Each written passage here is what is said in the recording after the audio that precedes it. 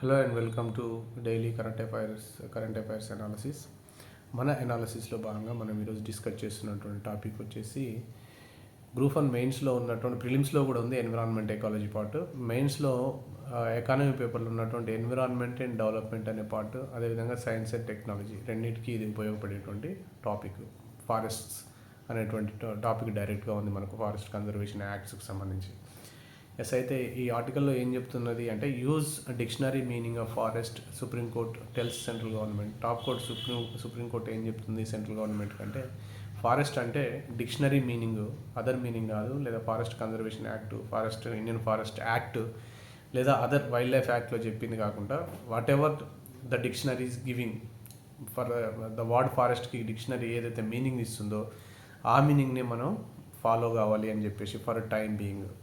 ఎందుకు ఇలా చెప్పొచ్చింది? Supreme Court bench headed by the chief justice Y V Chandrachud head చేసినటువంటి 3 జడ్జి బెంచ్ ఈ తీర్పుని చేసింది, వర్డిక్ట్ని డెలివర్ చేసింది. అండ్ ఈ నేపథ్యంలో what was the Indian forest act 1927 కానీ, ఫారెస్ట్ కన్జర్వేషన్ యాక్ట్ 1980 కానీ, లేదా ఫారెస్ట్ కన్జర్వేషన్ యాక్ట్ ఆఫ్ 2023, ఇవన్నీ యాక్ట్స్ ఎలా ఎవాల్వ్ అయినాయి ఫారెస్ట్ లాస్ మన ఇండియాలో, దానివల్ల కోర్ట్స్ యొక్క రోల్ ఏంది, ఎలా ఇంటర్ప్రిట్ చేసిన కోర్ట్స్ ఈ యాక్ట్స్ని అనేటువంటి దాన్ని మనం ఈ ఆర్టికల్లో డిస్కస్ చేద్దాం. ఎస్, ద ఫస్ట్ వచ్చేసి ఫారెస్ట్ కన్జర్వేషన్కి సంబంధించినటువంటి మొట్టమొదటి యాక్ట్ వచ్చేసి మన ఇండియాలో ఇండియన్ ఫారెస్ట్ యాక్ట్ ఆఫ్ 1927. అంటే ఇది colonial act. This was a colonial act. అంతవరకు ఉన్నటువంటి ఫ్రాగ్మెంటెడ్గా ఉన్నటువంటి యాక్ట్స్ అన్నింటినీ ఇది కన్సాలిడేట్ చేసేసింది ఫారెస్ట్కి సంబంధించి. But its major focus was on collection of taxes. ఆ కలోనియల్ లా కాబట్టి కలెక్షన్ ఆఫ్ ట్యాక్సెసే ఇండియన్ ఫారెస్ట్ యాక్ట్ 1927 యొక్క మేజర్ ఫోకస్ ఉంది. Because the Britishers wanted to exploit the Indian forest resources. They did not show any interest to conserve the forest, only they wanted to exploit the forest resources, అంతే. కాబట్టి ఆ ఫోకస్గానే ఈ లాని తీసుకొని రావడం అనేటువంటిది జరిగింది. రైట్. ఆ తర్వాత వచ్చేసి పోస్ట్ ఇండిపెండెన్స్ తర్వాత ఈ state governments classified the forest into reserved forests and protected ఫారెస్ట్గా క్లాసిఫై చేసి కన్జర్వ్ చేయడం స్టార్ట్ చేసినాయి. The protected forests receives higher degree of protection compared to the reserve forest. 1947 independence తర్వాత state governments under the Indian Forest Acts 1927, then the state governments had the right to declare the forest as reserved forest and protected forest, and it was the state subject.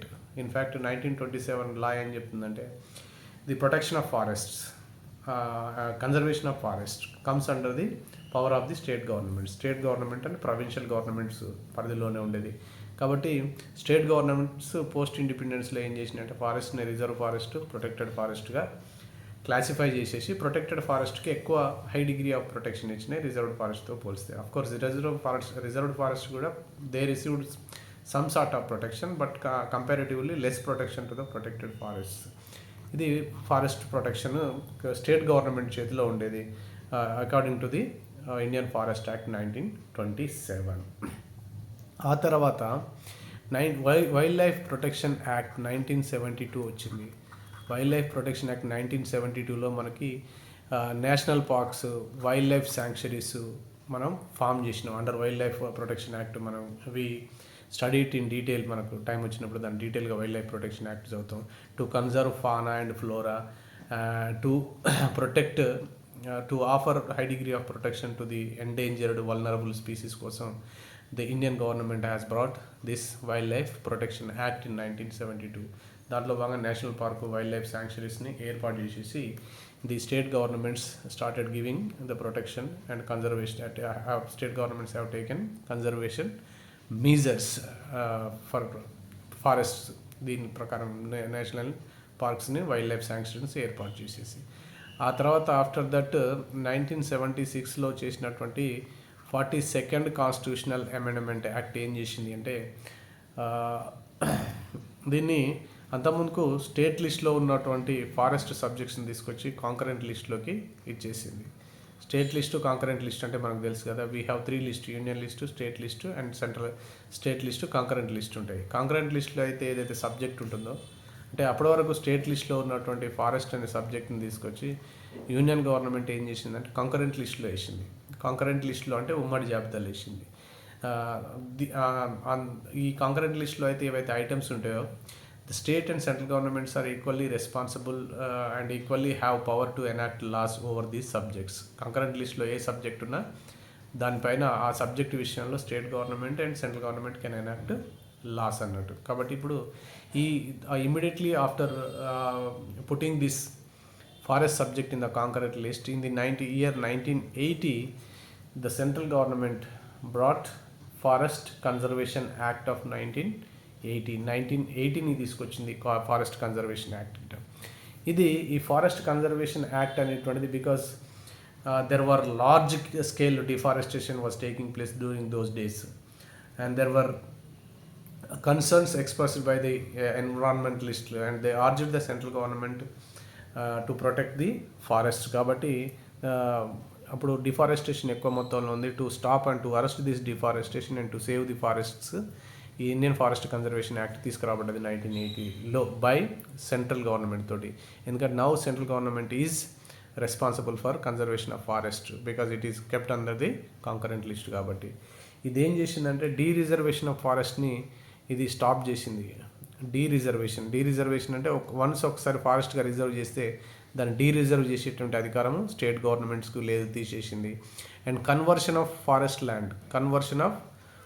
Land to non forest land కూడా ఇది unless the prior approval of the central government approval లేకుండా conversion of forest land to non forest land కూడా ఇది prohibit చేసింది ఇది central government.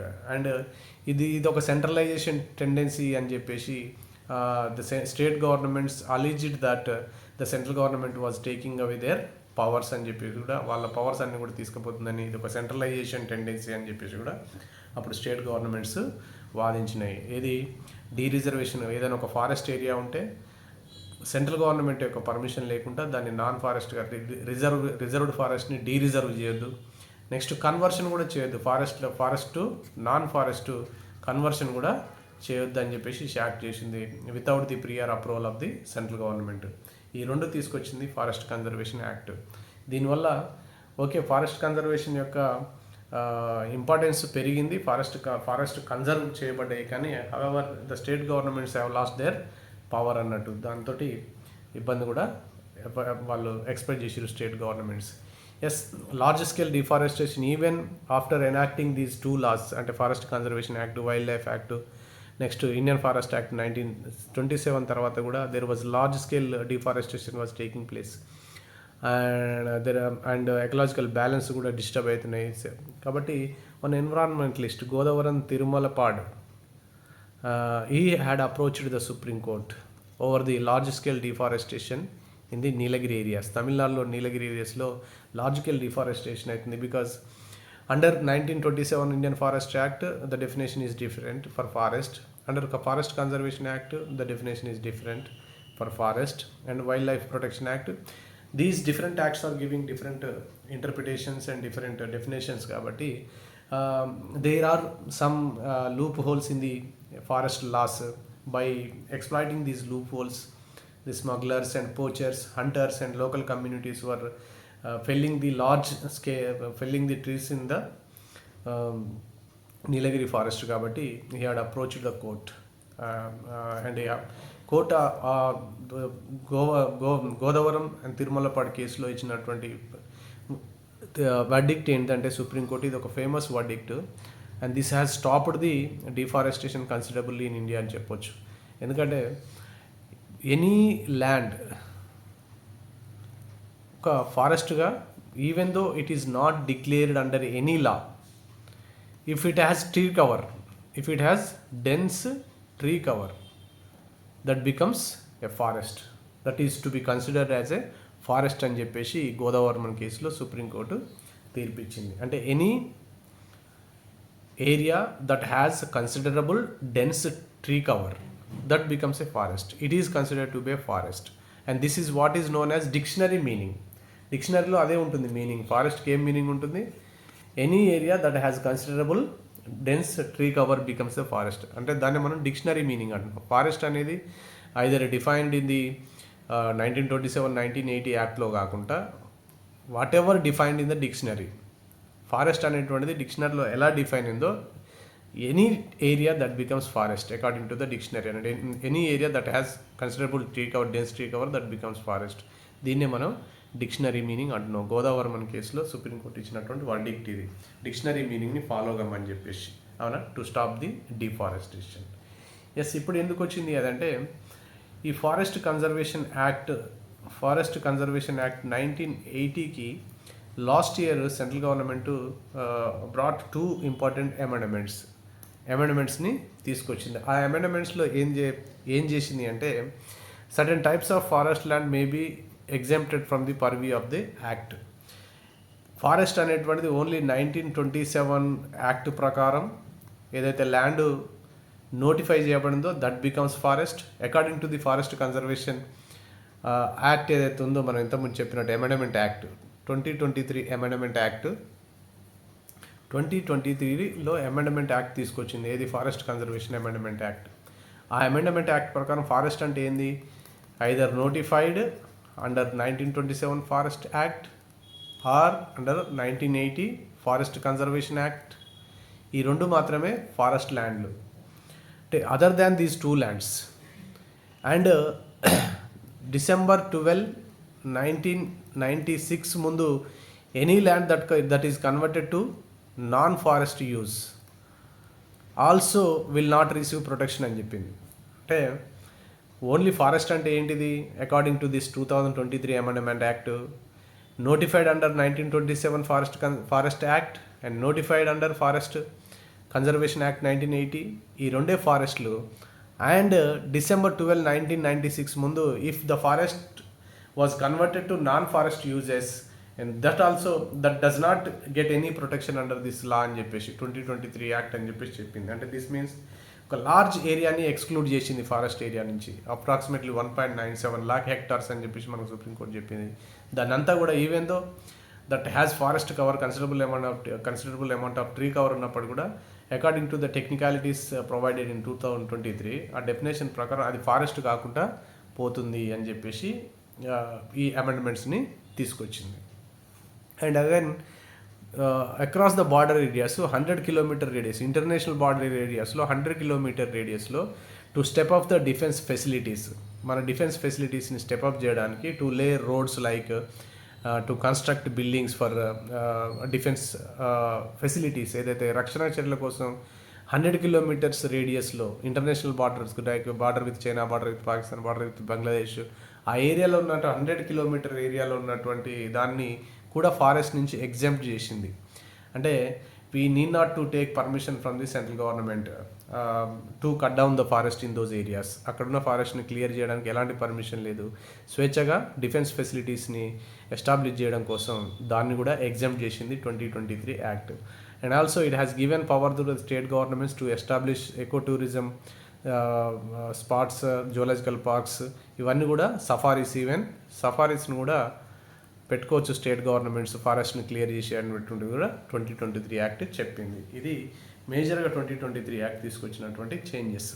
అంటే only forest అంటే 1927 forest act ప్రకారం, 1980 ఫారెస్ట్ కన్జర్వేషన్ యాక్ట్ ప్రకారం ఉన్నాయి. December 12, 1996 అంటే గోదావరి తీర్పు ముందు ఏవైతే ఫారెస్ట్ ఏరియా నాన్ ఫారెస్ట్గా కన్వర్ట్ అవుతుందో అది కూడా ఫారెస్ట్, అది కూడా ప్రొటెక్షన్, ఎలాంటి ప్రొటెక్షన్ ఇవ్వబడదు అని చెప్పింది.